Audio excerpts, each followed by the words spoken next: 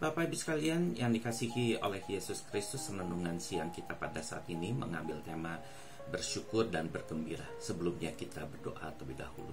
Mari kita berdoa. Allah Bapa kami yang di surga, pada saat ini kami akan membaca dan merenungkan firman Tuhan-Mu. Biarlah Tuhan yang menyertai sehingga kami boleh mengerti akan firman-Mu. Terima kasih Tuhan, di dalam Yesus kami berdoa. Amin. Bapak Ibu sekalian, pembacaan Alkitab kita dari Filipi pasal 4 ayat yang ke-6 bunyinya seperti demikian. Janganlah hendaknya kamu khawatir tentang apapun juga, tetapi nyatakanlah dalam segala hal keinginanmu kepada Allah dalam doa dan permohonan dengan ucapan syukur. Bapak Ibu sekalian yang dikasihi oleh Yesus Kristus, John D. Rockefeller adalah seorang miliarder pertama di dunia. Pada usia 25 tahun, Rockefeller sudah mengendalikan salah satu kilang minyak terbesar di Amerika Serikat. Pada usia 31 tahun, ia sudah menjadi penyuling minyak terbesar di dunia. Pada usia 38 tahun, ia sudah menguasai 90% penyulingan minyak di Amerika Serikat. Pada usia 50 tahun, ia adalah orang terkaya di Amerika Serikat. Pada saat ia meninggal, Rockefeller telah menjadi orang terkaya di dunia. Sebagai seorang muda, setiap keputusan, sikap, dan hubungan selalu disesuaikan untuk menciptakan kekuatan dan kekayaan pribadinya. Namun, pada usia 53 tahun, Rockefeller jatuh sakit.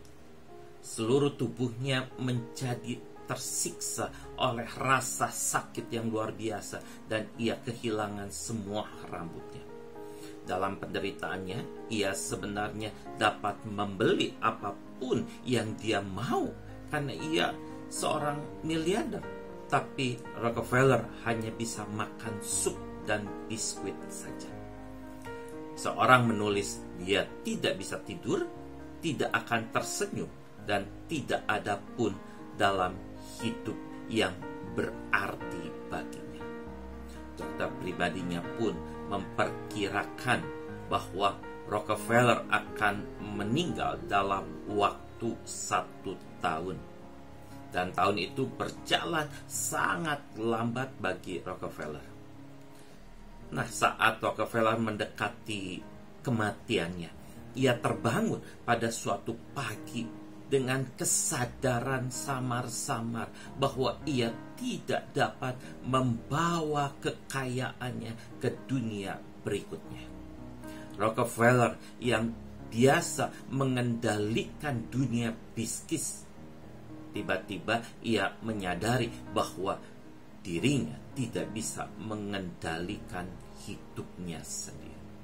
Kemudian Rockefeller menelepon pengacaranya, akuntannya, dan manajernya untuk mengumumkan bahwa ia ingin menyalurkan asetnya ke rumah sakit untuk penelitian dan pekerjaan amal. John D. Rockefeller mendirikan yayasan amal. Keputusan Rockefeller itu mengarahkan pada penemuan penisilin, obat malaria, TBC, dan difteri. Tapi mungkin bagian yang paling menakjubkan dari cerita tentang Rockefeller ini adalah saat ia mulai mengembalikan sebagian dari semua yang ia dapatkan. Semua yang dilakukan oleh Rockefeller menimbulkan rasa gembira yang menghasilkan hormon-hormon yang menyehatkan dan meningkatkan imunitas tubuhnya. Kimia tubuhnya berubah secara signifikan sehingga Rockefeller menjadi lebih baik dan lebih sehat lagi. Rockefeller yang diprediksi dokter akan meninggal dalam usia 53 tahun, tapi ia bisa hidup sampai usia 98 tahun.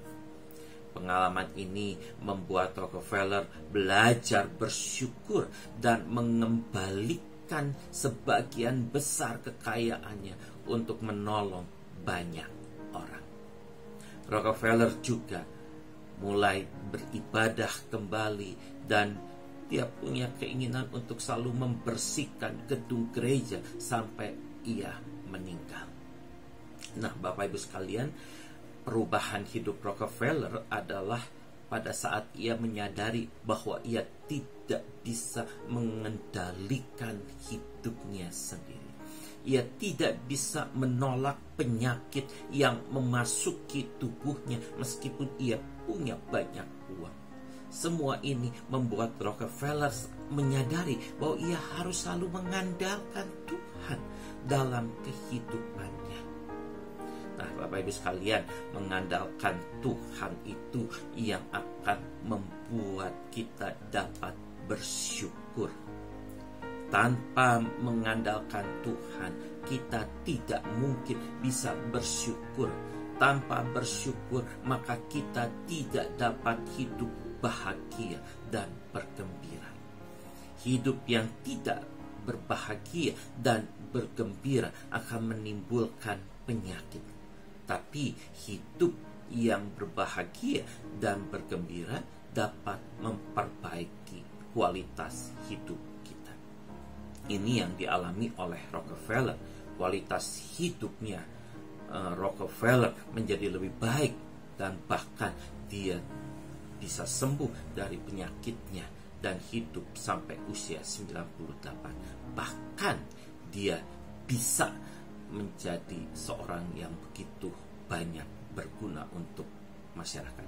Kualitas hidup kita pun bisa menjadi lebih baik ketika kita mengandalkan Tuhan, sehingga kita bisa bersyukur, berbahagia, dan bergembira. Jangan pernah takut akan permasalahan dalam hidup kita ini, karena kita punya Tuhan yang berkuasa atas segala apapun juga. Selamat bersyukur dan berbahagia, dan kita boleh menjadi saluran berkat bagi banyak orang. Tuhan Yesus memberkati kita semua. Amin.